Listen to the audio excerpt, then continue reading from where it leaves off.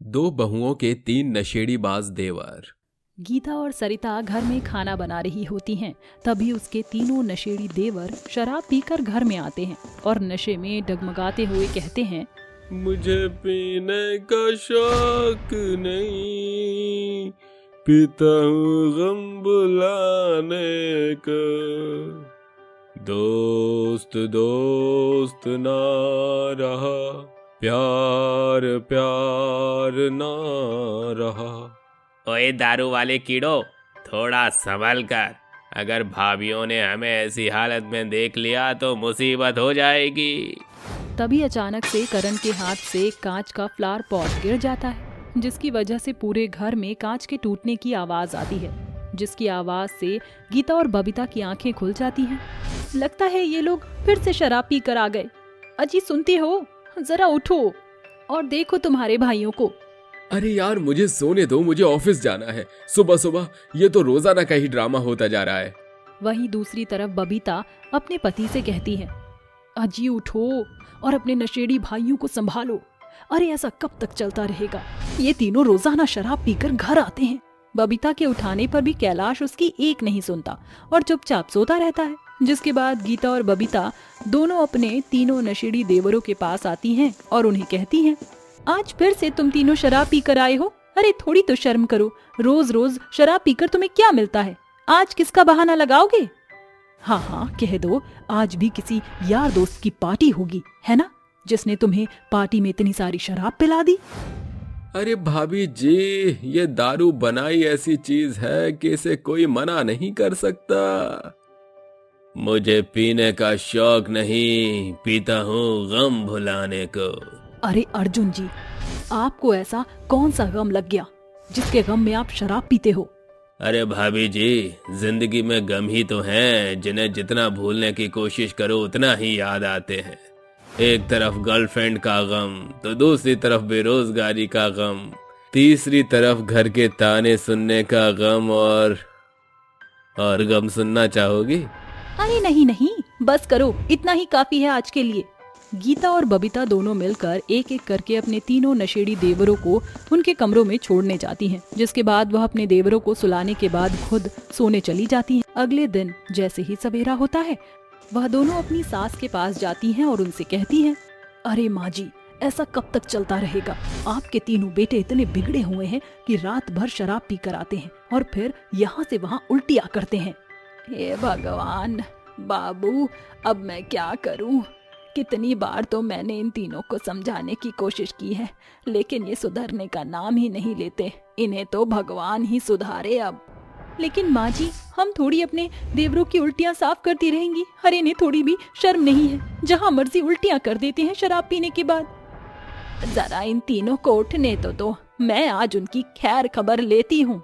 उर्मिला जोर जोर से अपने तीनों नशेड़ी बेटों को आवाज लगाने लगती है, अरे कमबख्त, अरे ओ नालायको, सूरज सर पर चढ़ाया है और तुम हो कि अभी तक सो रहे हो? अरे बेशर्म निकम्मो, उठ जाओ। अपनी माँ की आवाज सुनकर भी वह तीनों ढीठ बने सोते रहते हैं। ये तीनों ऐसे नहीं उठेंगे, अब मुझे ही कुछ करना होगा। उर्मिला एक डंडा उठाती है, जिसके बाद वह बारी बारी से अपने तीनों बेटों के कमरे में जाती है और एक एक करके अपने तीनों नशेड़ी बेटों को डंडे से मारना शुरू कर देती है। ये सब देखकर गीता और बबीता आपस में हंसते हुए बात करने लगती हैं। अब आया ना मजा, आखिर अब इन्हें असली मजा आएगा जब यह डंडे की मार सहन करेंगे। अरे बिल्कुल, माँ जी ने सही किया, इन्हें तो ऐसे ही डंडे से धुलाई करनी चाहिए। उर्मिला अपने तीनों बेटों को पीटती है, जिसके बाद वह नींद से उठकर अपनी माँ के पैरों में गिर जाते हैं और कहते हैं, अरे माँ बस करो, अब क्या हमारी जान ही निकाल कर रहोगी? ए माँ, यह सुबह सुबह कौन सी चांडालनी तेरे ऊपर चढ़ गई है जो तूने हमारी सुबह सुबह ही दूध पूजा उतार दी? अरे नालायको, मैं अपनी बहुओं को तुम्हारी सेवा पानी करने के लिए नहीं लेकर आई हूँ, और तुमने ये रोज रोज शराब पीना कैसे सीख लिया? कौन तुम्हें रोज शराब पिलाता है? अरे माँ, वो दोस्तों ने जबरदस्ती। हाँ हाँ, कहो कहो कि दोस्तों ने जबरदस्ती पिला दी। मैं तुम्हारे सभी बहाने से थक चुकी हूँ। अगर तुम शराब के नशे में घर पर आए तो मुझसे बुरा कोई नहीं होगा। ऐसा कहकर उर्मिला अपने कमरे में चली जाती है, जिसके बाद गीता और बबीता दोनों रसोई में जाकर खाना बनाने लगती हैं। वहीं दूसरी तरफ करण, अर्जुन और रुद्र आपस में बात करने लगते हैं। ये सब हमारी भाभीियों का किया धरा है। अगर वो हमारी शिकायत न लगाती तो माँ हमारी इतनी धुलाई न करती। अब हमें अपनी भाभीियों को अच्छा सबक सिखाना होगा, नहीं तो वो हमारी शिकायत रोजाना ऐसे ही करेंगी। देखो, वो हमारी भाभी हैं, हमें उनके साथ कुछ नहीं कर सकते। यह बात भी ठीक है। जब से दोनों भाभी आई हैं, हमारी शराब पर तो बैन लग गया है। अर्जुन, करण और रुद्र तीनों भाई शराब पीने से बहुत ज्यादा परेशान हो जाते हैं। अगर मैं शराब पीकर आते तो उन दोनों की भाभियां उनकी शिकायत उनके बड़े भाई और उनकी माँ से लगा देती, जिसके चलते उन्हें रोज रोज गालियां सुननी पड़ जाती। एक दिन करण के दिमाग में एक आइडिया आता है। मेरी बात सुनो, क्यों ना हम अपनी दोनों भाभियों और भाइयों को और साथ में अपनी माँ को एक ट्रिप पर भेज दें। फिर वो कुछ दिनों तक बाहर रहेंगे और हम घर में बहुत सारी मस्तियां करेंगे। अरे हाँ, यह भी तो सही है। उनके जाते ही हम बहुत सारी शराब लेकर आएंगे और खूब सारी शराब पिएंगे। एक काम करता हूँ, उन्हें मनाली का पैकेज दिलवा देता हूँ। कम से कम 1 से 2 हफ्ते तो बाहर ही रहेंगे। वह तीनों ऐसा सोचकर अपने भाइयों को मनाली का पैकेज दे देते हैं। अपनी भाभीियों के साथ साथ वह अपनी माँ को भी बाहर घूमने के लिए भेज देते हैं। जिसके बाद वह तीनों मिलकर घर में खूब सारी शराब लेकर आते हैं और चारों तरफ शराब की बोतलें ही नजर आ रही होती हैं। ओए बल्ले बल्ले, ओए शाबा शाबा, आज तो मजा ही आ गया। घर के सभी लोग बाहर घूमने गए हैं और हम यहाँ धूम मचाले करेंगे। हाँ भाई, देरी मत कर, जल्दी से बोतल खोल। 2 हफ्ते के लिए गीता और बबीता अपने पति और अपनी सास के साथ बाहर घूमने चली जाती हैं। वहीं दूसरी तरफ 2 हफ्ते तक करण, अर्जुन और रुद्र तीनों इतनी शराब पीते हैं कि उन्हें सुबह से शाम तक होश ही नहीं रहता। जैसे ही 2 हफ्ते बाद गीता और बबीता ट्रिप से वापस घर लौटी तो वह घर की हालत देखकर हैरान रह जाती हैं। देखा ना जी आपने, इन्होंने हमारे जाने का कितना फायदा उठाया है। घर की हालत तो देखो, ये भगवान, पूरा घर अपवित्र हो गया है। चारों तरफ शराब की बोतलें ही नजर आ रही हैं। हे भगवान, घर की हालत क्या कर दी है हमारे देवरों ने। आज इन तीनों की खैर नहीं, आज मैं इन्हें मार मार कर इनका भूत उतार दूंगी। तभी घर का टेलीफोन बजता है, जिसके बाद बबीता टेलीफोन उठाती है। टेलीफोन की दूसरी तरफ एक नर्स कहती है, ज्यादा अल्कोहल पीने की वजह से आपके तीनों देवरों की हालत बहुत ज्यादा खराब हो चुकी है और उनके लीवर में इन्फेक्शन हो गया है। आप तुरंत हॉस्पिटल में आ जाइए। यह सुनते ही बबीता रोने लगती है और रोते हुए अपनी सास और गीता को फोन पर हुई सभी बात के बारे में बताती है। जिसके बाद वह तीनों तुरंत हॉस्पिटल पहुंच जाते हैं। हे भगवान, देखो जरा, शराब की वजह से उन्होंने अपनी हालत क्या कर रखी है। हम लोगों ने कितना समझाया था, लेकिन इन्हें तो बिल्कुल भी हमारी बात समझ नहीं आई। अब अपनी गलती की सजा भोग रहे हैं। उन तीनों के लीवर में इन्फेक्शन होने की वजह से उनकी हालत बहुत ज्यादा खराब हो जाती है, जिसकी वजह से ना वह कुछ खा पाते ना कुछ पी पाते, जिसके चलते गीता और बबीता दोनों हॉस्पिटल में अपने तीनों देवरों का बहुत ज्यादा ख्याल रखती हैं। कुछ ही समय में उन तीनों को हॉस्पिटल से डिस्चार्ज मिल जाता है। गीता और बबीता उन्हें वापस घर ले आती हैं और घर लाने के बाद भी उनकी बहुत अच्छे से देखभाल करती हैं। एक दिन वह तीनों ठीक हो जाते हैं, जिसके बाद गीता और बबीता एक दारू की बोतल लेकर आती हैं और बैठकर दारू की बोतल खोलते हुए कहती हैं, आज तो बहुत खुशी का दिन है, मैं तो दारू पीना चाहती हूँ। अरे अरे, तुम अकेले नहीं, मैं भी तुम्हारे साथ पीऊंगी। उन्हें इस तरह देख वे तीनों दारू की बोतल उठाते हैं और उसे खिड़की से बाहर फेंक देते हैं। जिसके बाद वो अपनी भाभियों से कहते हैं, मैं आपके आगे हाथ जोड़ता हूँ, हमने जो गलती की है अब कभी मत कीजिएगा। आज के बाद कभी भी हम दारू को हाथ नहीं लगाएंगे। मैं तो शराब देखना भी नहीं चाहता, मेरी नजरों से शराब को दूर कर दो। उन तीनों को उन तीनों की गलतियों का सबक मिलते हुए देख गीता और बबीता को बहुत शांति मिलती है, जिसके बाद से वह अपने तीनों देवरों के साथ खुशी खुशी रहने लगती हैं। गरीब दर्जी बहू की सफलता। पंसाली गांव में दामिनी और कावेरी नाम की गरीब सास बहू रहती थी। कावेरी का पति भुवन अपनी जिम्मेदारियों से हमेशा भागता रहता था, जिस कारणवश घर का भार कावेरी के कंधों पर लदा हुआ। वह लाचार बहू लोगों के खेतों में बनिहारी करती थी, तब जाकर कहीं उनके घर का चूल्हा जलता। एक सांझ कावेरी घर आती है, तभी उसे अपना दुधमुहा बच्चा मुन्ना भूख से मचलते दिखता है। मुन्ना, मेरे लाल, ना रो बेटा। बहू आ गई तू, क्या बात है बहू, तेरा चेहरा इतना बुझा हुआ क्यों है? क्या बताऊं माँ जी, जिन खेतों में मैं बनिहारी करती थी उनके भूपतियों ने आधुनिक मशीनें खरीद ली हैं, जिससे बीजों की बुआई निराई बड़े आसानी से हो रही है, इसलिए अब उन्हें हमारी जरूरत नहीं। हे भगवान, अब कैसे चलेगा घर बार? यही चिंता मुझे भी खाए जा रही है माँ जी। घर के खत्ते खाली हैं, हाथ में एक खोटा सिक्का तक नहीं। सोचा था आज बनिहारी से जो 4 पैसे आते उससे राशन पानी लाती, मगर नसीब ही निर्दयी निकली। बेरोजगारी ने कावेरी के मन को भीतर तक झकझोर दिया था, जिस मारे उसकी आंखें आंसुओं से तर थी। आधी रात उसकी सिसकियां सुनकर उसकी सास दामिनी उसके पास आकर आंसू पोंछती हुई बोलती है, बहू चुप हो जा, अब क्या रात भर रोते रोते काटेगी? आंसू बहने से हालात तो नहीं बदल जाएंगे। अचानक दामिनी की नजर कोने में रखे सिलाई मशीन पर जाती है, जो बहू के ब्याह के साथ दहेज पे आया था। बहू, हमारी परेशानी का हल तो हमेशा से नजर के सोझे था, हम ही उसे नहीं देख सके। माँ जी, आप क्या कहना चाह रही हैं? बहू, तू ब्याह से पहले अपने पीहर में सिलाई बुनाई करती थी ना? हाँ माँ जी। मगर आपको कैसे खबर? इस दहेज के सिलाई मशीन को देखकर बहू कभी कभी ईश्वर का किया हमें देर से समझ आता है। तू चिंता को परे रख कर कपड़े सिलना शुरू कर, क्योंकि अपना कारोबार दूसरों की चाकरी से भला है। इससे मुन्ना भी तेरे साए तले पलेगा। कम से कम कोई मेरी बहू को बनिहारिन नहीं कहेगा, बल्कि अब से तू दामिनी की दर्जी बहू कहलाएगी। सास की आस देखकर बहू दृढ़ निश्चय के साथ कपड़े सिलने का काम शुरू कर देती है और चंपा पहला ग्राहक बनकर दर्जी बहू के पास आती है। अरे दामिनी की बहू भीतर है क्या? चंपा चाची आओ ना, क्या मदद चाहिए आपको? बस मेरा ये ब्लाउज सिल दे। वो क्या है ना, बब्बन दर्जी की दुकान आज बंद है और दामिनी ने बताया था कि तूने भी सिलाई शुरू की है, तो चली आई। वैसे तुझे इल्म तो है ना, पता चले मेरे ब्लाउज बिगाड़ दे। बेफिक्र रहो चाची, ब्लाउज में सुई बराबर भी कमी घटी नहीं मिलेगी। इसके बाद दर्जी बहू चंपा का नाप लेकर ब्लाउज बनाने बैठ जाती है। अगले दिन चंपा दर्जी बहू के घर आती है। ये लो चाची, आपका ब्लाउज तैयार है। अरे दामिनी की बहू, तू तो पक्की दर्जी है, जैसा बताया था ब्लाउज की बनावट एकदम वही की है। तुरपाई भी कितनी बारीकी से की है। कितना दाम हुआ? सिर्फ 150 रुपए चाची। सिर्फ 150 रुपए? मगर वह बब्बन तो एक ब्लाउज का दुगना दाम ले लेता था। चंपा दर्जी बहू को 200 रुपए देकर चली जाती है और दामिनी कहती है, बहू तू आधे दाम में कपड़े क्यों सिल रही है?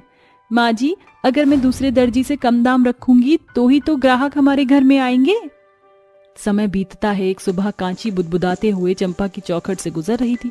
तभी चंपा उसे टोकती है, अरे ओ कांची, अरे ठहर जा, जरा खुद में क्यों कुड़कुड़ा रही है? अरे क्या बताएं चंपा, हमारा बलमा बनारस से हमरे खातिर एक अरसे बाद एक ठो साड़ी लाए रहा। उका ब्लाउज सिए के लिए बब्बन को दिए रहे। ससुरा ब्लाउज की जात मार दी, आड़ा टेढ़ा गला गढ़ दिया है और ये तुरपाई देखो कितने मोटे तौर से किया है। अरे तू एक दफा मुझे तो बताती, मेरे नजर में एक ऐसी दर्जी है जो कम दाम में दमदार सिलाई करती है। अरे पंसली में ऐसा कौन सा दर्जी जन्म ले लिया जौने के कांची नहीं जानत है? अरे हमरी सखी दामिनी की बहू बनी है दर्जी, तू अपना बिगड़ा हुआ ब्लाउज लेकर आ। चंपा और कांची उनके दर्जी बहू के घर आती हैं। तभी कावेरी कहती है, चिंता मत करो कांची काकी, ये ब्लाउज मैं आपके नाप का किए देती हूँ, थोड़ी फिनिशिंग की कमी है, आप दोनों बैठ जाइए। अपनी सूझबूझ से दर्जी बहू उस ब्लाउज को एकदम बेहतरीन बना देती है। कुछ देर बाद, ये लो काकी आपका ब्लाउज। इसके बाद कांची अपने ब्लाउज को उलट पुलट करके देखने लगती है और खुश मन से कहती है, अरे वाह कावेरी बहुरिया, तू तो टेलर की बाप निकली, बिगड़े ब्लाउज की जात बदल दी। कितना दाम हुआ? 100 रुपए काकी। ये ले बहू तेरा मेहनताना का मोल। अब कांची के कदम तुझ दर्जी बहू की दहलीज पर ही आएंगे सिर्फ। कांची और चंपा के तन पर दर्जी बहू के हाथों सिला डिजाइनिंग ब्लाउज देखकर गांव की सभी औरतें बेहद आकर्षित होती हैं। धीरे धीरे पूरे पंसाली गांव में दामिनी की गरीब दर्जी बहू को पहचान मिलने लगती है। अब गरीब बहू के पास कपड़ों की ढेर लग जाती है। वह सच्चे लगन के साथ कपड़े सिलती, जिसके बदले में उसे कमाई के साथ बड़ाई भी मिलती। दर्जी बहू घरेलू बागडोर के साथ अपने दुधमुहे बच्चे को भी वक्त देती। समय बीतता गया और दर्जी बहू के हाथों का हुनर और ज्यादा निखरता चला गया, जिसके कारण अब गांव देहात हर दिन उस दर्जी बहू के घर के आंगन से लेकर द्वार तक हाथों में कपड़े लिए कतार में खड़ा रहकर अपनी बारी आने की बाट जोहता। फिर उसी रात कावेरी बहू, एक सबेर से रात तक काम करते करते थकावट के मारे तेरा चेहरा चढ़ गया है। तू सो जा, मुन्ना को मैं सुला देती हूँ अपने संग। माँ जी, अब आपकी दर्जी बहू की सिलाई का काम पूरे पंसाली गांव के कोने कोने में छा गया है। मेरे हाथों सिले कपड़े लत्ते लोगों में आकर्षण का केंद्र बन चुके हैं। ऊपर वाले की दया से हम सास बहू के सर से गरीबी की बदरा छट गई। मगर मैं अपने गांव की औरतों को आत्मनिर्भर बनाना चाहती हूँ, ताकि वह भी अपने घराने को गरीबी से उभार सकें। अरे वाह बहू, ये तो बहुत ही नेक विचार है। ऐसा करने से हमारा गांव गरीबी रेखा से काफी हद तक उभर जाएगा। अगले ही दिन दर्जी बहू गांव की बहुओं के बीच एक बैठक रखकर अपनी राय साझा करती है। सभी औरतें रजामंदी जाहिर करती हैं। अब गांव की बहुओं का बड़ा तबका सुबह से सांझ तक दर्जी बहू के घर में सिलाई बुनाई सीखने लगती हैं और माह भर के भीतर ही वह बारीकी से कपड़ा सिलने लगती हैं। दामिनी, तेरी दर्जी बहू की जितनी बड़ाई की जाए कम है। आजकल के दौर में लोग अपने हाथों की कला दूसरों में बांटने में कतराते हैं, वहीं तेरी दर्जी बहू ने अपने हाथों के हुनर से खुद को गरीबी के संग इस गांव के औरतों को आत्मनिर्भर बनाया है। हाँ चंपा, आज मुझे गर्व है कि दामिनी की मेरी बहू है और वो एक आत्मनिर्भर दर्जी है। अभी वह दोनों चौखट पर खड़ी बातें ही कर रही थी कि एक शहरी समूह उन्हें गांव के सीमा में आता दिखाई देता है। जी नमस्ते, हमें दामिनी जी की दर्जी बहू से मिलना है। जी कहिए, मैं ही हूँ दामिनी। कावेरी बहू, कावेरी बहू, जरा बाहर तो आना।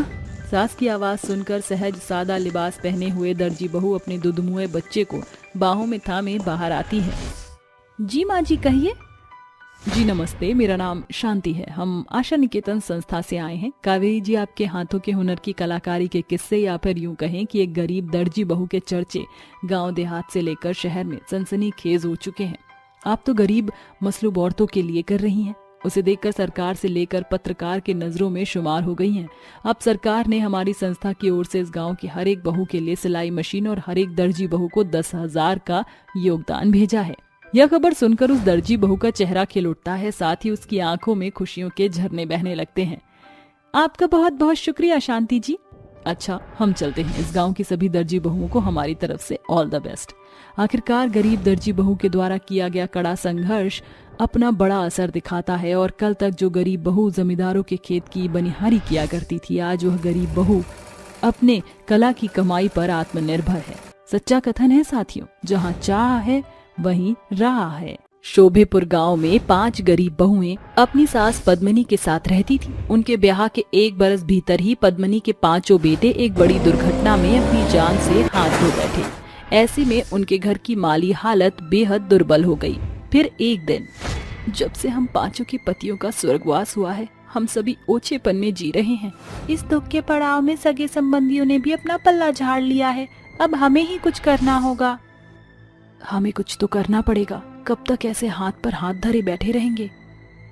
क्यों ना हमें गाय खरीद ली, उसका दूध बेचकर हमें इतना दाम तो मिल जाएगा कि घर का चूल्हा उदास ना पड़े। हम लाचार बहुओं के पास एक दाना खरीदने को खोटा सिक्का तक नहीं, तो गाय कहाँ से खरीदेंगे? एक उपाय है, पति के बिना मंगलसूत्र का क्या मोल। हम 5 अपना मंगलसूत्र बेचकर एक गाय खरीद लेते हैं। 5 बहू इस बात से सहमत होकर अपने गहने बेचकर एक दुधारू गाय खरीदकर उपले और दूध का व्यापार शुरू कर देती हैं। जो कि तुम एकदम दूध की तरह सफेद हो, इसलिए आज से हम 5 बहुएं तुम्हें गौरी कहकर पुकारेंगी। गौरी नाम देते हुए रेवा गाय के सींग को हिलाने लगती है। तभी उनकी सास पद्मिनी समझते बूझते हुए कहती है, अरे बहू, तुमने इसे खरीद तो लिया, मगर पालना पोसना कोई खिलवाड़ काम नहीं। इसकी सेवा बाड़ी एक जन के बस की बात नहीं, मगर जिम्मेदारियों के बंटवारे से बात बन सकती है। क्या मतलब माँ जी? मतलब ये कि कोई इसे चराने खेत खलिहान ले जाए, तो कोई इसका गौशाला साफ कर दे, कोई उपले बनाए, तो कोई 2 जन दूध दूहने की जिम्मेवारी संभाले। जी माँ जी। 5 बहुएं आपसी सम्मति से गाय की सेवा बाड़ी किया करती। उनके हाथों के बेहतर रत्न को देखकर गौरी भी बदले में उन्हें खूब सारा दूध दिया करती। द्वार पर खड़ी ललिता कहती है, सांझ की बेला बीतने को चली है, जाने ये रेवा और रचना गौरी को लेकर कहाँ रह गई? दूध दूहने का समय हो गया है, गांव-गढ़ के लोग भी आते होंगे।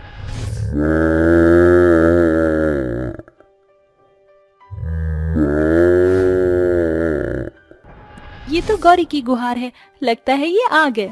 माफ करना जेठानी जी, जरा देरी हो गई। हरी भरी चारियों को देखकर गौरी एक डग आगे बढ़ा ही नहीं रही थी। कोई बात नहीं, गनीमत है कि गौरी समय से आ गई। संध्या दूध की बाल्टी ले आना। इसके बाद ललिता गौरी का दूध दूहने लगती है और कुसुम लोगों को दूध देती है। धीरे धीरे पद्मिनी और उसके पांचों बहुओं के जीवन से गरीबी की बदरा छटने लगती है। गौरी की दूध की बेहतर गुणवत्ता को देखकर परख कर पूरा गांव गढ़ उन्हीं से दूध खरीदने लगता, जिसे कुछ ही महीनों में गरीब बहुओं के मढ़ई छतनुमा मकान के नींव में बदल गई। ये देखकर गरीब बहुएं गौरी की पूजा करते हुए कहती हैं, गौरी आज तुम्हारी बदौलत हम गरीब बहुएं इस मकान की नींव धर पाई हैं, इसीलिए ग्रह पूजा से पहले हम गौ पूजा कर रहे हैं। गौ माता, इस मेवा मिष्ठान को खाकर मेरी और मेरी पांचों बहुओं की पूजा स्वीकार करो। गौरी अपनी पूंछ हिलाते हुए खुश मन से मेवे खाने लगती है। पांचों बहुएं बारी बारी से गौ माता को तिलक लगाकर उसे मेवे खिलाकर पूजा को पूरा करती हैं। समय गुजरता है मगर एक वक्त ऐसा आता है जब गौरी कमजोर पड़ने लगती है।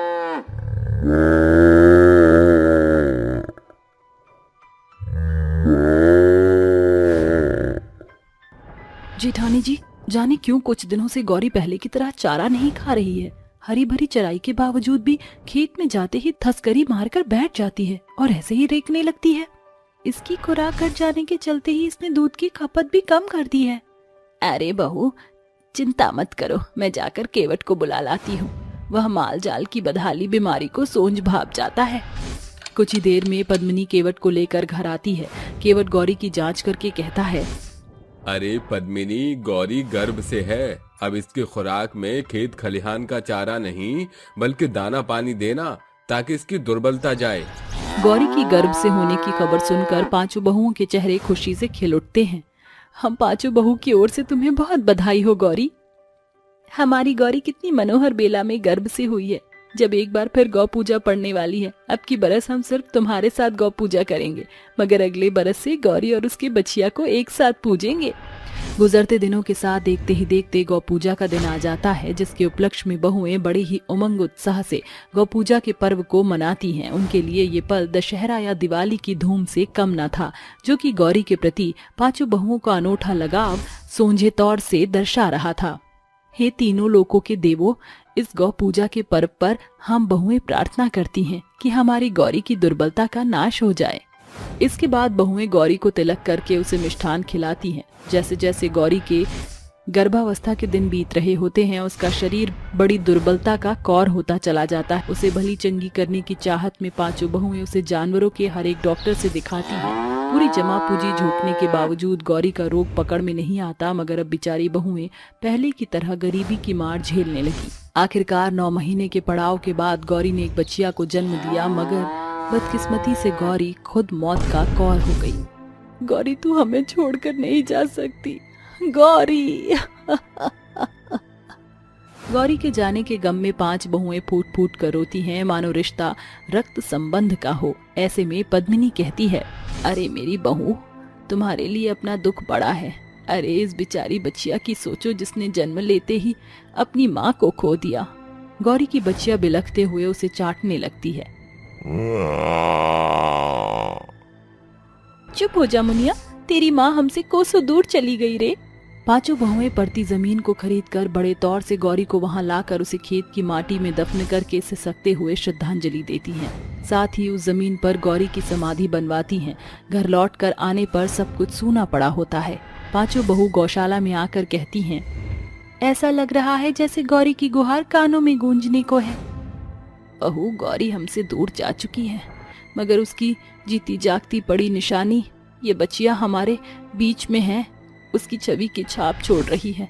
समझो यही गौरी का दूजा रूप है। बच्चिया के रूप में पांचों बहुएं गौरी को देखने लगी और गौरी से जुड़ी बुरी याद को बिसार कर उसे पालने पोसने लगी। इस तरह फिर गौ पूजन का पर्व आता है। अरे आज पूरे गांव गढ़ में गौ पूजन है और हम ऐसे रूखे सूखे बैठे हैं। रेवा, रचना, चलो मुनिया का गौशाला साफ करते हैं, पर तुम दोनों उसे नहला धुला दो।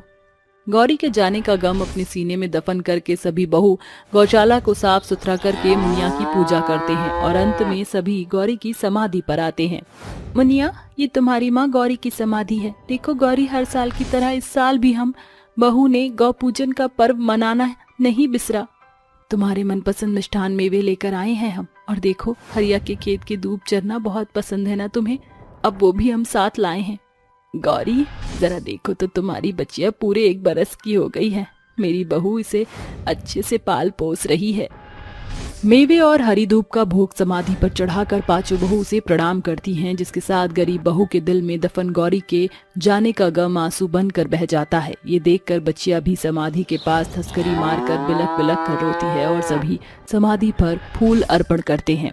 जहाँ आज की दौड़ में इंसान के लिए रक्त से जुड़े रिश्तों के लिए भी इतना गहरा लगाव शेष नहीं रह गया, वहीं गरीब बहुओं के लिए उनकी गौरी एक बड़ा गढ़ बन गई थी, जिसके जाने के बाद भी पांचों बहू गरीबी में भी गौ पूजन करती थी। कई बरस बीत गए हैं। आखिरकार आज गौरी की बच्चिया एकदम उसके बराबर होकर बहुओं के जीविकोपार्जन का जरिया बन गई है। विलायती बहू की चाय देने वाली गाय। युगल के बाबूजी, जरा ये तस्वीर तो देखना। इनमें से अपने युगल के बगल में कौन सी लड़की जचेगी? अरे भाग्यवान, हमारा बेटा 7 समंदर पार विलायत में बैठा है, पर तुम हो कि उसकी शादी के सपने सजा रही हो। पूरा हक है मुझे, आखिरकार माँ हूँ मैं उसकी। एक ही तो इकलौता बेटा है। बरसों से उसके ब्याह का सपना संजोए बैठी हूँ। इतने धूमधाम से करूंगी ना अपने युगल की शादी की पूरा गांव टुकुर टुकुर ताकते रह जाएगा। गंगा अपने पति वसुधर से बेटे की शादी का सपना साझा कर ही रही थी कि अचानक उसका बेटा युगल अपनी विलायती पत्नी जिनी के साथ दहलीज पर दस्तक देता है। माँ, कहाँ हो? कहाँ हो माँ? देखो मैं आ गया। अरे ये तो अपने युगल की आवाज है। बरसों बाद बेटे की आवाज सुनकर गंगा के पांव जैसे जमीन पर नहीं ठहरते। वह दौड़ती हुई दरवाजे पर आती है और युगल के बगल में खड़ी विलायती बहू को देखकर दंग स्वर से कहती है, युगल, ये कौन है? माँ, ये जीनी है, मेरी बीवी और आपकी बहू। अरे 7 समुद्र पार जाकर सटिया गया है क्या? ऐसे कैसे कोई भी उठाई गिरी गंगा की बहू बन जाएगी? मैं नहीं मानती इस गोरी मेम को अपनी बहू। अरे इसके रंग बिरंगे मटमैले बाल और इसकी सफेदी के शौकीन शरीर को देखकर साफ तरीके से पता चल रहा है कि ये विलायती है, भारतीय नहीं। अरे भगवान, इसमें विलायत और भारत का गठजोड़ क्यों कर रही हो? और फिर हमारी विलायती बहू में क्या खामी है? सर से पांव तक खुद को साड़ी में ढका है। विलायत में होने के बावजूद उसकी आंखों में लोक लाज भी है। अब जिन्नी हमारे घर की लाज है। वसुंधरा और युगल की बातें गंगा की बात पर भारी पड़ जाती हैं और विलायती बहू कहती है, मॉम, मुझे एक मौका तो दीजिए प्रूफ करने का that I am the best बहू। देख लो तुम दोनों बाप बेटे, ये बनेगी मेरी सर्वगुण संपन्न बहू। देखो कैसे अंग्रेजी छांट रही है। माँ जी, आपको मेरा इंग्लिश बोलना पसंद नहीं तो मैं हिंदी में बात करूंगी। जिन्हें आदर्श बहू बनकर घर की सब जिम्मेदारी बढ़ चढ़ कर संभाल लेती है। एक दिन, माँ जी, मैंने ऑलमोस्ट सब काम खत्म कर दिया है। मैं कुछ देर के लिए खेत खलिहान जा रही हूँ। थोड़ी देर में जिनी खेत खलिहान आ जाती है। सचमुच भारत देश अपने आप में अद्भुत है। I love India. ये नदी, नहर, खेत खलिहान, सब कुछ कितना सुंदर है।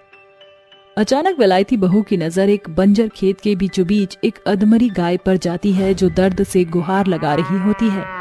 माँ, माँ। अरे ये गांव वाले कितने बेरहम हैं।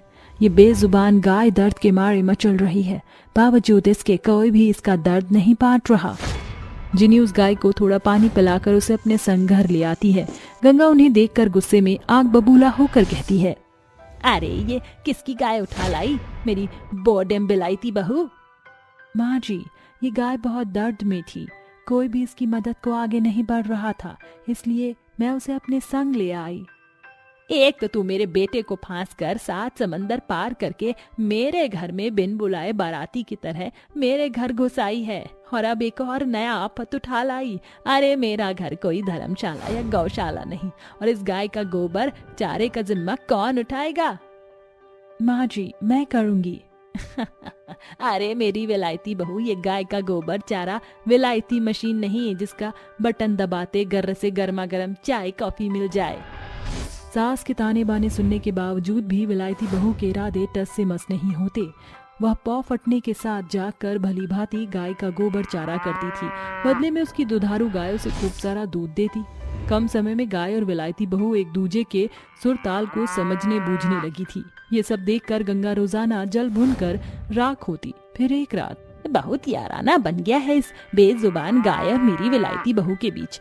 चलो गौ माता, अब तुम्हारे दूजे देश जाने का वक्त हो चला है। गंगा उस गाय को खोलकर उसका खूंटा खींचतानी करते हुए जबरन उसको सीमा से दूर खदेड़ देती है। ओह, ये गाय तो बड़ी हठी थी। खैर, मेरी चाल तो पूरी हो गई। सुबह उठकर जब जिन्नी गौशाला में कदम धरती है तो गाय को वहां ना पाकर उसकी आंखों में आंसू भर आते हैं।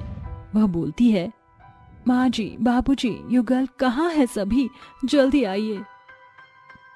अरे क्या बात है मेरी विलायती बहू, भोर सवेर घर को मछली बाजार क्यों बना रखा है? जिन्नी बहू, क्या बात है? तुम इतनी परेशान क्यों हो? दादी जी, मेरी गाय गौशाला से गायब है। जाने बेचारी भूखी प्यासी कहाँ भटक रही होगी। जिन्नी बहू, चिंता मत कर। माल जल अपना घर कभी नहीं भूलते। वो आ जाएगी, धीरज धर। बेघर होने के बाद भूख से कुमलाई गाय एक चाय की दुकान के बाहर बिखरे कूड़े के ढेर के पास थसकरी मारकर बैठ जाती है और ग्लास में बचे कुचे चाय की बूंदों को चाटने लगती है और स्वाद के मारे उन ग्लास को निगल जाती है। वहीं दूजी ओर युगल और वसुधर को अपने कारोबार में बड़ा घाटा झेलना पड़ता है, जिसके बाद विलायती बहू का परिवार दाने दाने का मोहताज हो जाता है और वह कहती है, अगर आज हमारी गाय हमारे पास होती तो उसका दूध बेचकर काम चल जाता, मगर वह आज भी छीन गया है। ये सुन गंगा की आंखों में आंसुओं का मेला लग जाता है और वह खुद अपनी मुंह ज़बानी सारा सच कह देती है। सारा दोष मेरा ही है बहू, शायद मेरी ही भूल की सजा तुम तीनों को भी भोगना पड़ रहा है। अचानक गाय उनके घर में आ धमकती है, पगुराई करते हुए पूंछ हिलाने लगती है।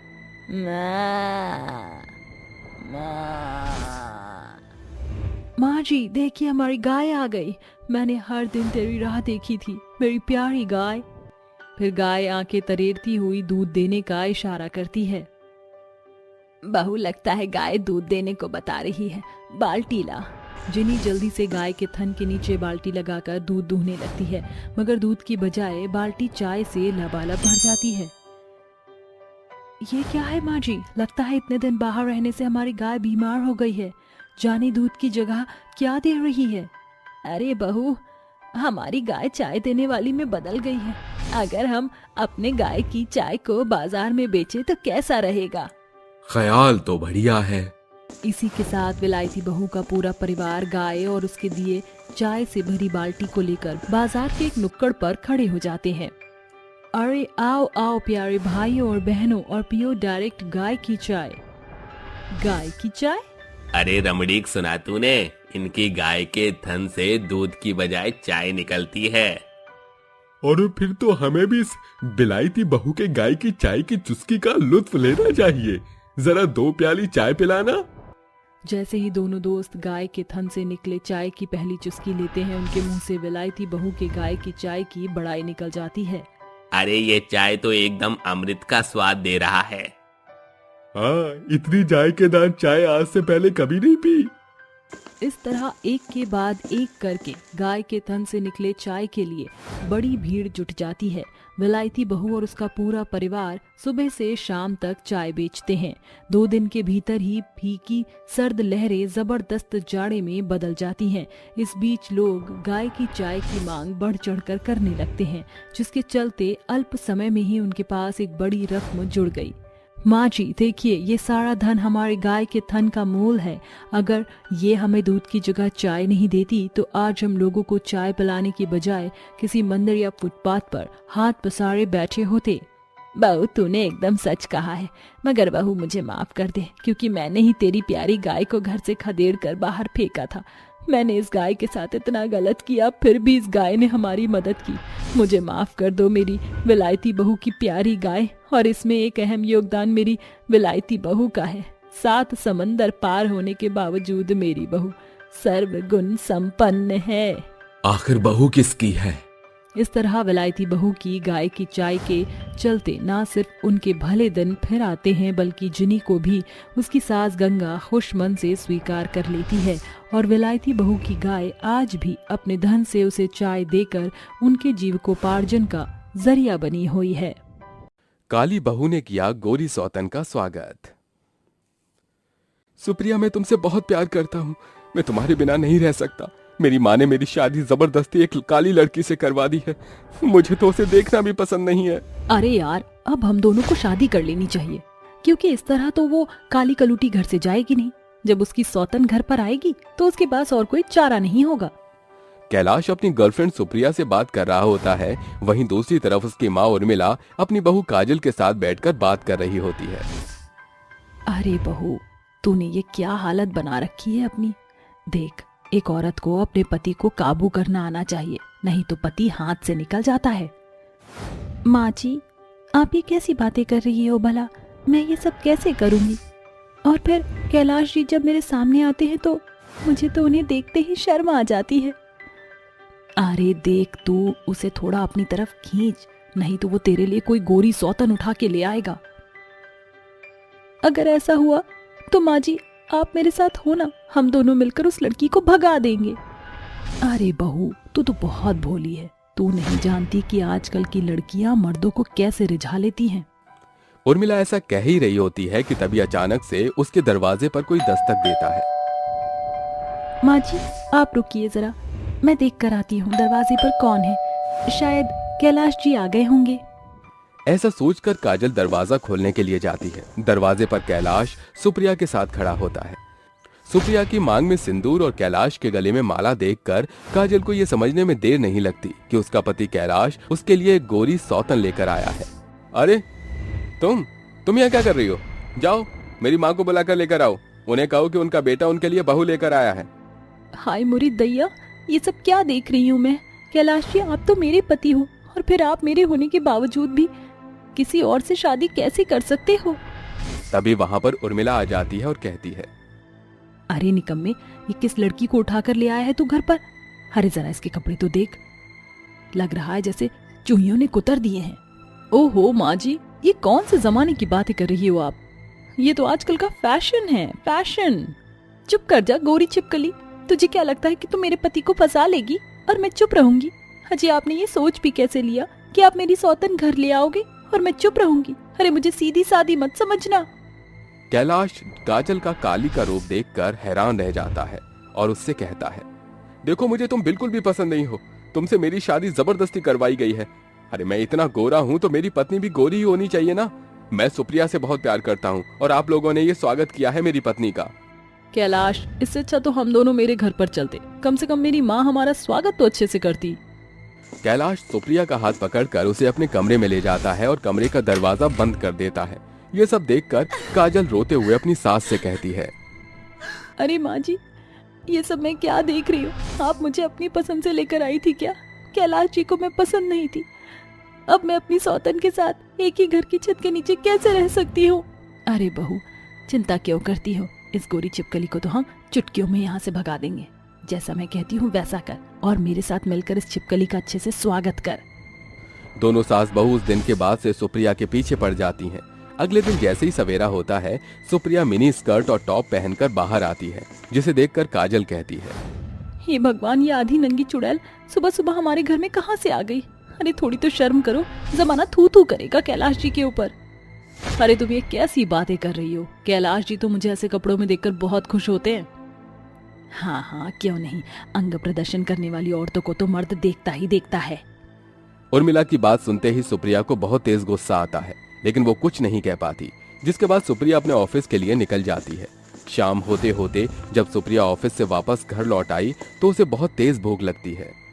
अरे मेरे पेट में चूहे दौड़ रहे हैं, इन दोनों ने कुछ तो बनाया ही होगा। चलो किचन में जाकर देखती हूँ।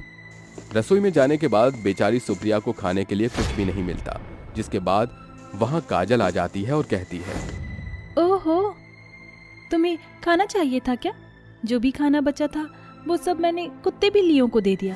अब तुम्हारे लिए तो खाना ही नहीं बचा, अब क्या खाओगी तुम? सुप्रिया भूख में तड़पते हुए कैलाश के पास जाती है और उससे कहती है, तुम्हारी माँ ने और तुम्हारी उस काली कलूटी पत्नी ने मुझे खाना तक नहीं दिया। मुझे बहुत जोरों की भूख लगी है, मुझे खाना खाना है। अरे स्वीट हार्ट, तुम्हें मेरे होते हुए चिंता करने की कोई जरूरत नहीं है। चलो आज हम लोग बाहर डिनर करेंगे। ये सुनकर सुप्रिया बहुत खुश होती है, जिसके बाद कैलाश और सुप्रिया डिनर करने के लिए बाहर जा ही रहे होते हैं कि तभी उर्मिला उनको जाते हुए देख पूछती है, अरे इतनी रात हो गई है, तुम दोनों कहाँ जा रहे हो? दरअसल माँ जी, हम दोनों हस्बैंड वाइफ आज बाहर डिनर करने जा रहे हैं। वो क्या है ना, आपकी इस काली कलूटी बहू ने मेरे लिए घर में कुछ भी नहीं बनाया। काजल ये सब अपने कमरे में सुन लेती है, जिसके बाद उसे बहुत गुस्सा आता है। उनके जाने के बाद काजल अपनी सास उर्मिला के पास जाती है और कहती है, अरे माँ जी, ये तो उल्टा हो गया। हम तो उसे कैलाश जी से दूर रखने की कोशिश कर रहे थे, लेकिन वो तो बहुत तेज निकली। अब हम क्या करेंगे? आने दे उसको, आज की रात मैं उसे सबक सिखाकर ही रहूंगी। रात को डिनर करने के बाद दोनों वापस घर लौट आते हैं और सोने के लिए चले जाते हैं। उन दोनों के सोने के बाद उर्मिला एक छोटा सा पिंजरा लेकर आती है, जिसमें कई सारे चूहे बंद होते हैं। वो अपनी बहू काजल के साथ मिलकर उन चूहों को सुप्रिया के ऊपर छोड़ देती है और चुपके से वहां से चली जाती है। रात भर चूहों के डर से सुप्रिया सो भी नहीं पाती। वहीं दूसरी तरफ कैलाश गहरी नींद में सो जाता है। अरे कैलाश, उठो उठो ना, देखो यहाँ पर इतने सारे चूहे हैं, ऊपर से ये सभी चूहे मेरे ही बिस्तर पर कूद रहे हैं। मुझे बहुत डर लग रहा है। कैलाश उठो ना। कैलाश गहरी नींद में होता है, जिसके चलते सुप्रिया पूरी रात परेशान रहती है। अगले दिन जब सुप्रिया अपने कमरे से बाहर निकलती है तो उर्मिला उसे देखकर कहती है, क्यों बहू रानी, कैसी नींद आई पूरी रात भर? सुप्रिया सब कुछ समझ जाती है, जिसके बाद वो कैलाश को ये सब बताती है। लेकिन कैलाश उसकी बात का विश्वास ही नहीं करता और वो सुप्रिया से कहता है, अरे तुम्हें कोई गलत फहमी हुई है। अरे वो काली जरूर है, लेकिन इतनी चालाक नहीं कि वो तुम्हें परेशान कर सके। मैं उसे बहुत अच्छे से जानता हूँ, वो बिल्कुल भीगी बिल्ली है। सुप्रिया कई बार कैलाश को समझाने की कोशिश करती है, लेकिन कैलाश उसकी बातों को नजरअंदाज कर देता है, जिसके चलते सुप्रिया को बहुत गुस्सा आता है और वो कैलाश से कुछ कहना ही छोड़ देती है। वहीं दूसरी तरफ उसके ऑफिस में एक स्मार्ट और हैंडसम लड़का आता है, जिसके बाद सुप्रिया उससे अपनी बातचीत बढ़ाना शुरू करती है। एक दिन सुप्रिया अपने आप से कहती है, अरे मैं कब तक इस काली कलूटी और इस डेंजरस सास को झेलूंगी? ये सब मेरे बस की नहीं है। इससे अच्छा तो मैं किसी अमीर लड़के को पटा लेती हूँ। कम से कम मैं उसके साथ खुश तो रहूंगी और फिर इतने ड्रामे भी नहीं होंगे मेरे साथ। देखते ही देखते सुप्रिया अपने ऑफिस के एक लड़के के साथ शादी करके भाग जाती है। जैसे ये बात कैलाश को पता चलती है, वो रोते हुए अपनी माँ और अपनी पत्नी काजल के पास आता है। मुझसे गलती हो गई, मुझे माफ कर दो काजल। तुम काली हो लेकिन तुमने मुझे छोड़ा नहीं। सुप्रिया ने तो 2 दिन में ही मुझे छोड़ दिया। मुझे अपनी गलती का पछतावा है। अरे बहू, शाम का भूला सुबह जब घर वापस लौट आए तो उसे भूला नहीं कहते। तू भी अपने गिले शिकवे को मिटा दे और कैलाश के साथ खुशी खुशी अपने जीवन की शुरुआत कर। काजल कैलाश को माफ कर देती है, जिसके बाद काजल और कैलाश दोनों एक साथ खुशी खुशी रहने लगते हैं।